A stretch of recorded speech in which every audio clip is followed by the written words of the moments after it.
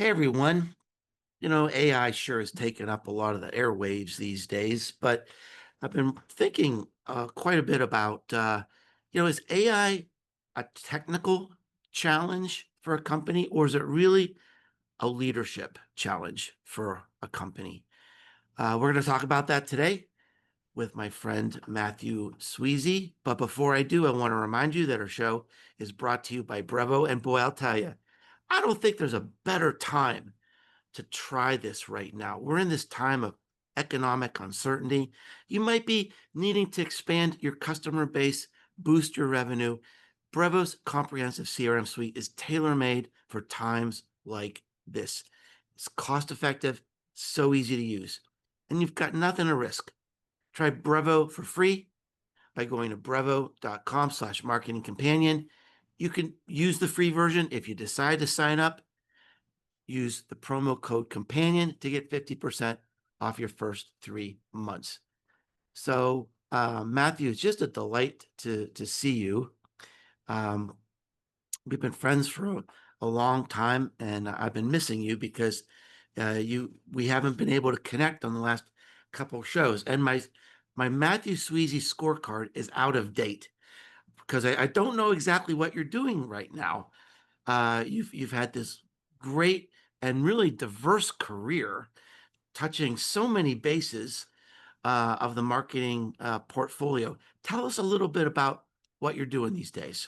Yeah, so I work for a large agency called Monks. We're a global agency, a digital first agency. So if you're familiar with WPP, our CEO and chairman, I was the former CEO and chairman of WPP, Oh my Sir goodness. Martin Sorrell. So we were founded in 2017, about 7,500 employees across the globe. Oh wow. No, yeah, 7,500. And yeah, and specifically, what are you doing there? Yeah, so I lead AI transformation for our largest clients. So I work with existing clients, helping figure out exactly like transforming their internal processes, transforming our processes of how we deliver work, and really kind of trying to answer two questions at once. What is the big question is what does a modern agency look like? Like what is a modern agency in an AI first world?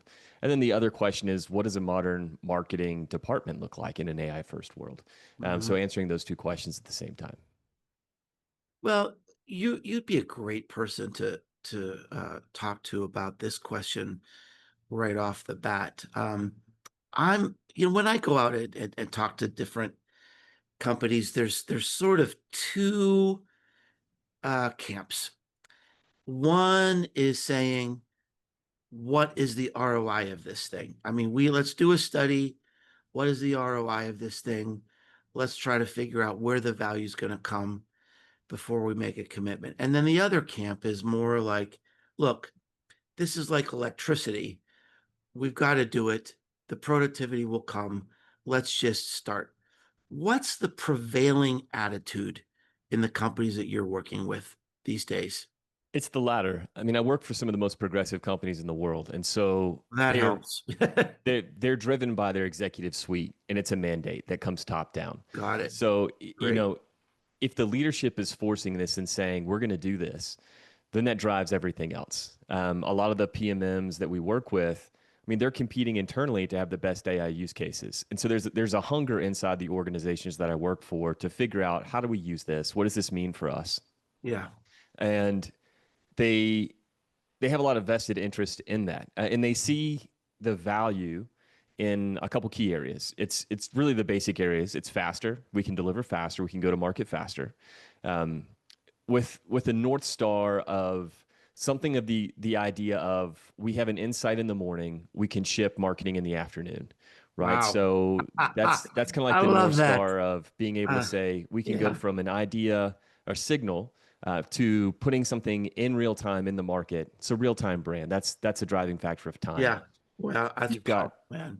you've got cost, and so a lot of organizations are looking at a reduction in cost. Right. So if and when we talk about marketing, I always want to keep in context of the scale that we're talking about. We're talking about these are the Fortune 10 size companies, right? These are very large organizations. So depending on the size of your organization, these things will all vary radically.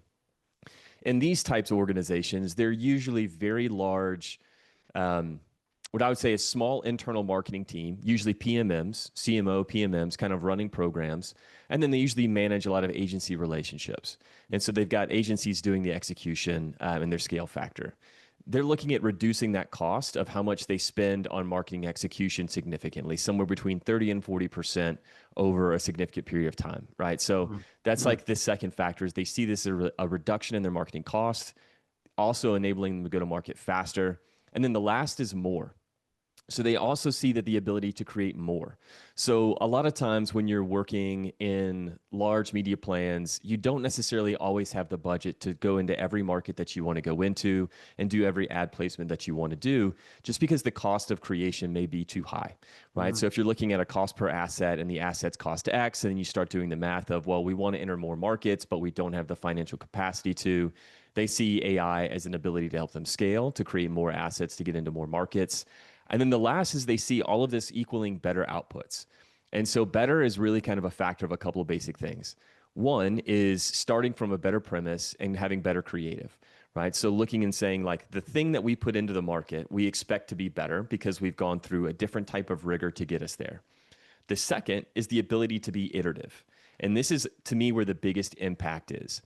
Traditional marketing campaigns for large scale organizations, they don't have multiple refreshes per cycle. So let me like break this down.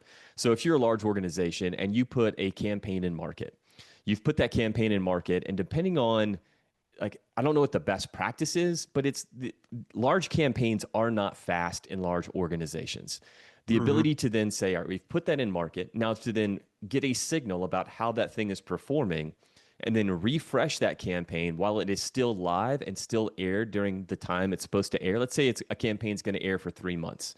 Getting a signal in the first 2 weeks, being able to then transition and change that campaign in the third week, and then incrementally redo that in an iterative process.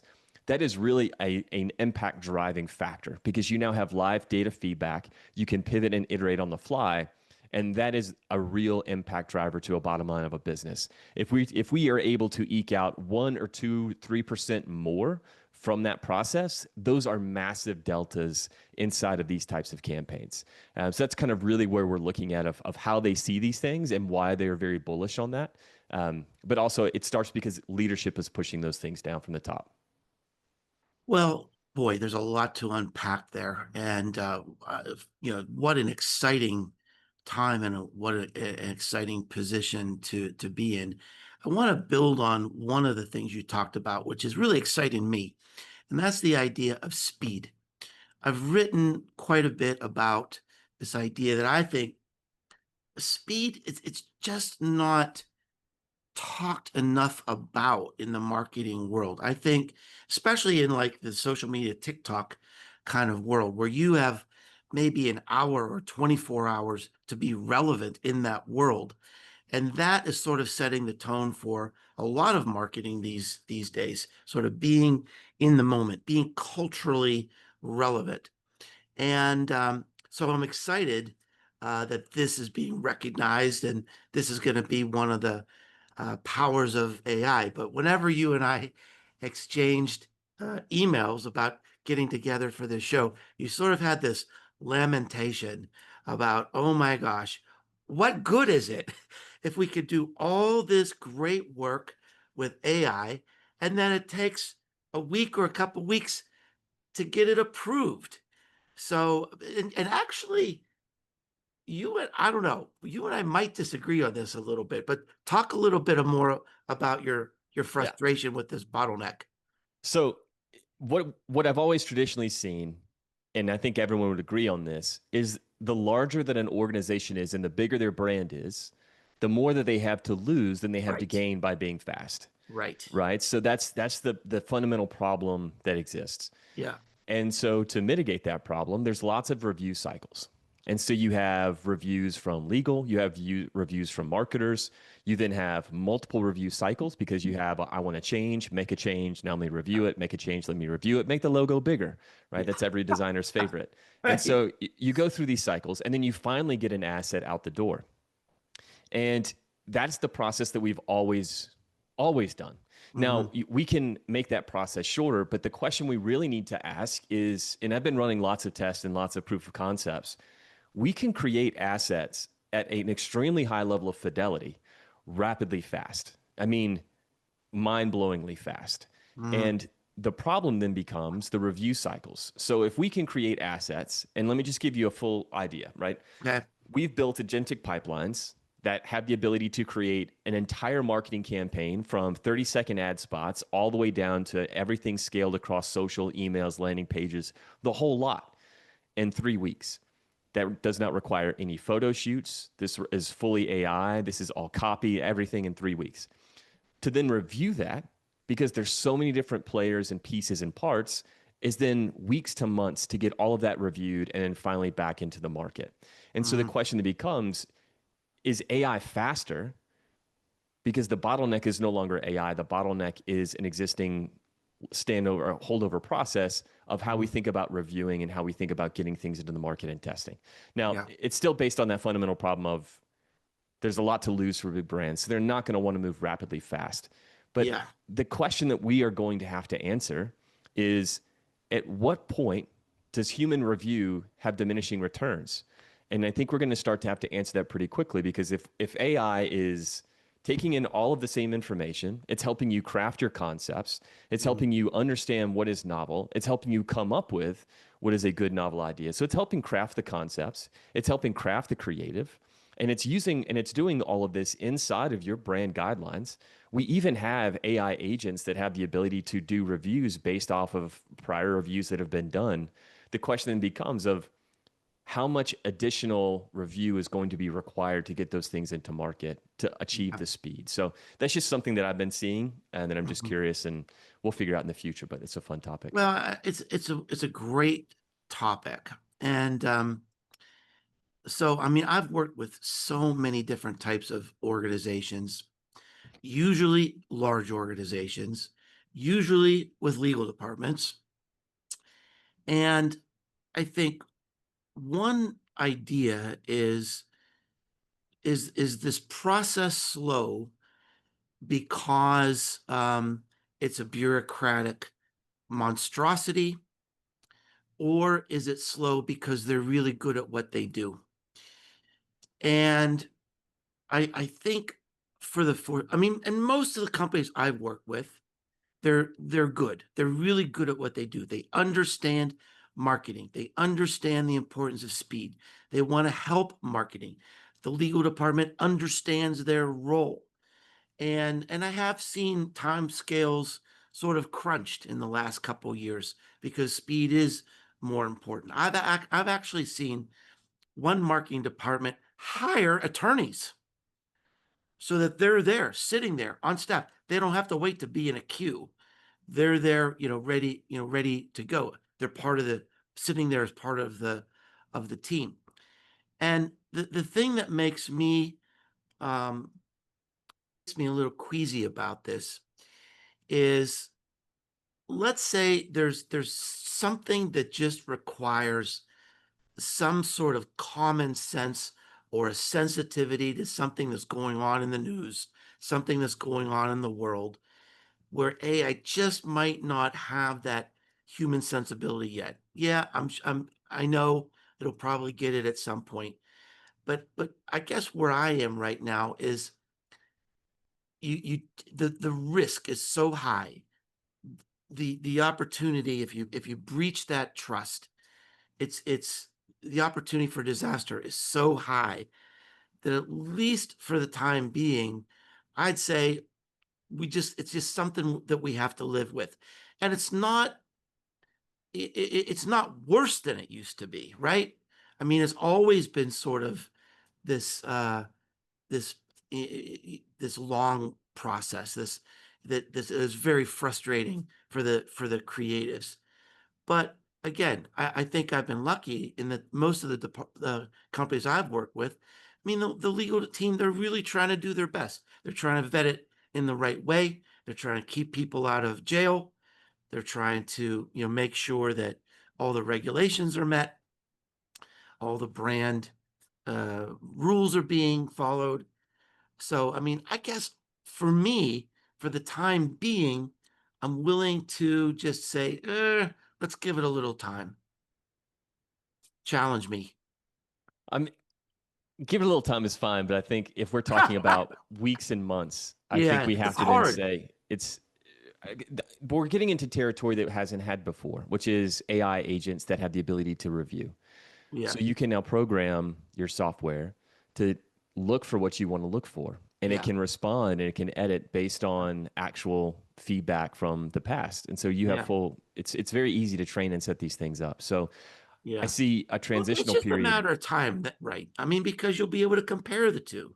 Right. And You so know, that's the other thing is, yeah, you can also run really quick tests of putting a piece of creative in market in a very small way to reduce the risk and then test it with something that took 6 months to review and then see the delta between the two of, does this create harm? And then yeah. is there a delta of difference in the marketing output and the marketing, the CTAs, the views, whatever you want to measure. So, So let me ask you a little bit about the the iterative creative process and what you're putting out there, because the feedback from some of the big agencies I've talked to is that the brands just aren't ready to go into generative AI because of the gray area on the legal front. So are you guys, are you getting around that somehow, or yeah. are companies willing to be a little bit more risk taking in that area? Yeah, we're seeing a lot of brands embrace Gen AI. They usually have Gen AI rules, right? So they're usually going to have some type of a framework that says we're going to do the following. We're not going to allow the creation of example. One rule that I know of is we won't allow for the creation of faces. So you can create different humans, you can have from the side profile, but we won't put any ads in market that have a human face. That's a rule for Gen AI. Hmm. They then also, all of these ads are still going through traditional review processes internally. So they're still able to catch anything such as, did this person have 3 fingers versus 5 Yeah. fingers? So you're still able to Does catch this any, person look like Mickey Mouse? right. And I think We've we got also have a to keep big in Disney mind, lawsuit going on as we speak here. For those of you listening in the future. uh, but yeah, so I think a lot of brands are embracing it for those reasons of speed. And when we say Hmm. Gen AI, let's also kind of keep in mind what we mean by Gen AI, right? So generative AI can create the design, it can create the layout, it can create the copy. It Yeah. it doesn't necessarily just have to be the image. That's definitely a big part of that. And we can also get around things such as it's easy to get around this from another angle, which is to say photo libraries. Libraries Yes. are a pretty common use in any type of work like this. And so it's the ability for us to say, okay, we're going to use Gen AI to create 1,000 images in a library. Your legal team has 3 months to review this because it's before the campaign kicks off. And then once the campaign kicks off, we can then just automatically pull from those images to create anything on the fly. And we're starting to use this in agentic workflows where we say, like, okay, all right, you're a marketer and you need an email. Sometimes you can see that it takes weeks to get an email out the door. But now you can simply prompt and say, I would like an email. Here's my target audience. We've built custom agents that then can pull from the image libraries that have already been approved, have copy agents tied in, already know the templates and can reformat templates and know best practices, and then put full HTML templates out in minutes. So you've got the ability. We're seeing a lot of Gen AI. I think they might have been reluctant in the early days, but I Yeah. think they're realizing that there's no way that they can move forward without embracing it. So we're seeing it in all areas. And I think the other big reason we're seeing is just cost reduction. Yeah, Um, sure. Well, it just unleashes everything. But it's so fascinating, Matt, because I mean, what you're expressing, and you're working with big companies. This is really a sea change in attitude from even 6 months ago. Um, because I mean, again, there's this legal quagmire where you can, and specifically, I guess what comes to mind is images, which might be a little more difficult to look at from a legal framework compared to copyright. To I mean copywriting. I mean, you just don't know where the images came from, what is in the cake mix, and could there be a backlash someday? So it sounds like people are easing up on that a little bit. I mean, let me give you a good example. This just happened for us. Yeah, So we were doing a creative campaign, and on this, we needed to be able to create an image on a computer screen of a gamer playing games. And so this is we were using Gen AI to create these ads. yeah. And so the screen that the essentially the game that was being played was created by a Gen AI. So what the legal team had to do is to know, is this Ah, an image of an existing game? Like right. where does this concept come from? Yeah, yeah. And when we go back and you look at the prompts, and when you have a really good detailed prompt, you can prompt Mhm. it to create really specific things, Yeah, and then you can just check to make sure that it's not coming from you're not prompting it with very specific keywords. You're not prompting it with like look like X, play yeah, like X, yeah. and then that passed all legal review from the client. So like the legal was totally fine with what we pulled from Gen AI Mm-hmm. um, from just a basic. Another vote for a strong legal department. Yeah. Okay, so um, this gets into, we're starting to move into a little bit of another topic here. You talked about these agents and the agents being able to have powerful IP that can check your work. How do you see this playing out with, is this going to be an area where the brands are developing their own IP through agents? Is this, I mean, the advertising agencies are desperate for some type of differentiation. Are they going to be developing their own, IP through agentic models, or are they just going to work together somehow? Who's going to own these agents? Who's going to win in that environment? It's such a good question, and it's a very early question. Hmm. So not many people have even gotten far enough to ask this question yet. And the Hmm. question really comes down to, let's just make it really simple for people to kind of conceptualize. Yeah. Let's imagine that you are a brand and you have multiple agencies that you work with. And you know that all of those agencies are going to be using agents to create assets. Well, one of those agents that is going to have to be required is going to have to detail is going to be the brand agent. And let's just use term agent very loosely. I'm throwing air quotes of those of you that can't see me on Yeah. screen.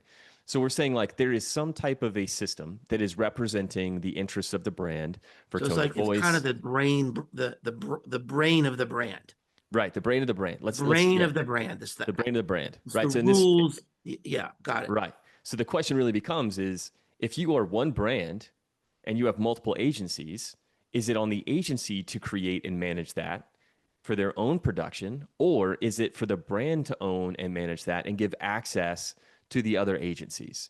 And so this is Brand, just 100%. that is Where, one where, path. where are you? Do we agree or disagree? I don't think I've got an answer yet because I think it's going to depend. It makes logical sense for consistency that a brand would have that and manage that. And then you get into the questions of is that a service that they have the capability of doing?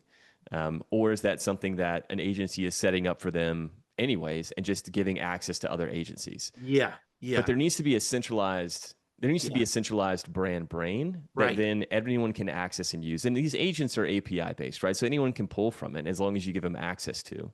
And I think that then allows for the consistency, that allows for the brand to own it. And then you also then have the ability, you don't have to worry about data because one of the big issues that you start to get into with agents and building agents is data access to build these agents. And a lot of brands don't want to give up a lot of their data to an Mhm. agency to say, here's data because it may be PII, it may be, there's lots of issues of why they may not want to give data. So Yeah, having your own brand agent, you control all the data. You don't have to make any of that data available to anyone that accesses that agent. So you have your security concerns. And then you yeah, have consistency managed by the brand. And then you are the ones that are responsible for updating it. So now every time you run campaigns, you should have a cycle where you then pass that campaign info back to that brand agent and it's learning.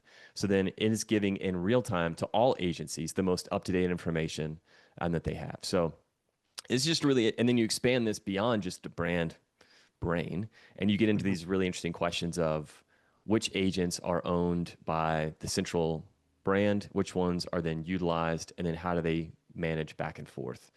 Because it's just software is talking back and forth at this point. yeah, yeah.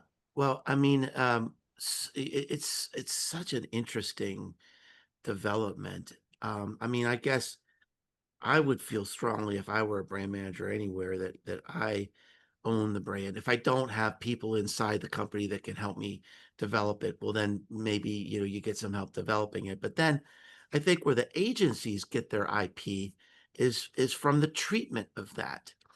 So is this all theoretical? Are you starting to see people think this way? This is legitimate conversations I'm having with clients in the It's market. happening now. Yeah. Right. And then Interesting.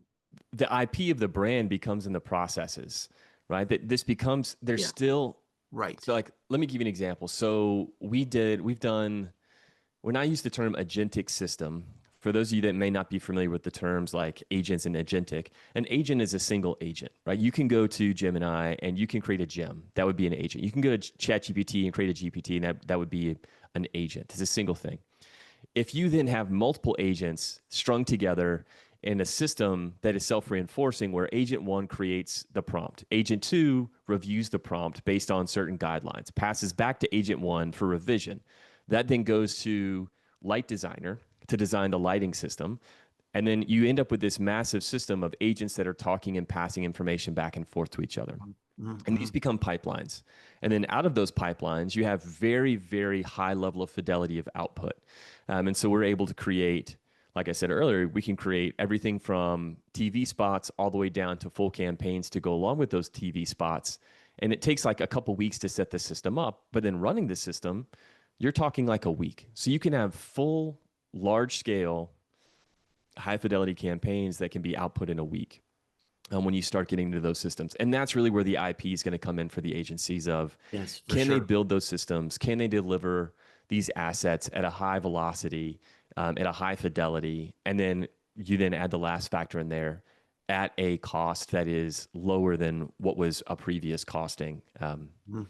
for agencies. So And then that's, to build on what we previously talked about, then the last agent in there somewhere is the legal approval. And yeah, but I yeah. mean, this must be so much fun for you. I mean, I can imagine putting together a workflow like that and testing it and seeing it come up with this campaign. And just, I think I would just go, wow. I think I would just say, wow, every day. It's magical. It's amazing to see what you can output now. And Yeah. it's the level of creativity that comes out of these videos. Yeah. And then there's the big question on everyone's mind, which is, do humans still need to exist? And the answer is yes. In every one of these systems, we still have creative directors in there Mhm. directing and still managing and still supporting. They're just now managing a team of agents, where in the past they may have been managing a team of 20 to 30 designers. And now it's just a very different type of thing that is happening. But humans are still 100% in the loop at this point in time. Yeah. I mean, it's sort of a two-edged sword because they're in the loop, but there are creative aspects, there are design aspects, there are production aspects that are certainly going to the AI. I mean, I even see that a little bit in my job. That I'm not necessarily eliminating people, but I'm eliminating tasks that I used to hire a person to do 3 or 4 years ago. So interesting times. So what's the new thing that you're working on that's exciting for you? I mean, is there something that's like that's kind of burning inside you that you can't wait to see what I happens mean, next? it's I just shared like a lot of the big stuff that I'm working on Yeah. professionally, but I think this agentic system has me thinking in a new way about art, of like how we create and what is art, and Yeah. like Yeah. how I just think that, so it's AI is more of a system. It allows you to build systems, right? It's new because you can create net new things with it.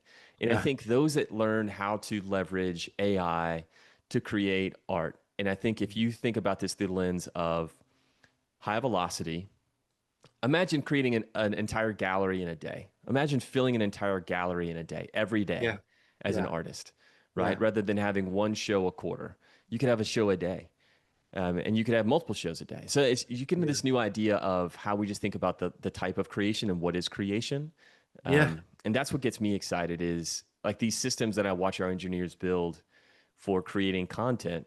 I just want to use them to create art in a new way of thinking Yeah. about what is like it's almost like this hybrid of taking an influence like a I know we've had AI influencers and virtual influencers for a while, Yeah. but it's not going to be far until we get into this world of an influencer is going to be a writer, they're going to be a visual graphics artist, they're going to have multi mediums that they create all at once. And so it's you could have a Zion a day, you could have like new art from the I just think there'll be a whole new type of artist. Won't be just I won't just be a painter. I won't just it'll be a larger scale thing, and I think it'll be much more technologically driven than it was in the past. And I don't know, that's what gets me excited. So Yeah, I've been following this series. I think it might be on Instagram where there's this art critic and he's looking at AI generated art and he's putting it through these three filters that he would use to judge something that would be meaningful art. And he's looking at this AI creation and say, I'm sorry, I can't remember what the filters are off the top of my head. And his conclusion though is yes, this is art. And I'll mention to our many great friends of the podcast around the world that Mathew is an artist. He does oil paintings, and I dabble in watercolor. I'll tell you something I did the other day, Mathew. I I I can't paint like out of my head. I need like a reference. And so I had this idea of painting a person on a very stormy beach, something that's just very heavy and dark and kind of sad. So I asked AI to create a model of what I was thinking, yes. and then I painted it. Yes. Yes, that's the thing, and I don't think people. I'm trying not to steal your thunder, Mark, but it got me so excited because Well, good. I'm glad. what you just described is for someone that's an artist. I 100% agree. It allows us to create things that we would not have otherwise been able to create, but we wanted to create. And I Hmm. think that's a thing that people need to like conceptualize from an art standpoint of there are things that I want to do, there are limitations. And Yeah. those limitations are now removed so I can have more creativity than I would have had in the past. And I don't think it's any less, to your point, it's no less artistic. It's just Mhm. a different pathway to get there. Yeah. I saw someone the other day suggesting that we would reinvent what we think of as creativity with this symbiotic relationship. And I didn't really understand it at first because I thought, well, creativity is creativity. Everybody kind of understands what creativity is. But I think with some of the things we've talked about today, I'm starting to get it. I'm starting to get it. So, Mathew, thank you so much for sharing your perspective and your wisdom with us as always. For everyone out in our audience, thank you so much. Never take you for granted. Thank you for listening to the Marketing Companion.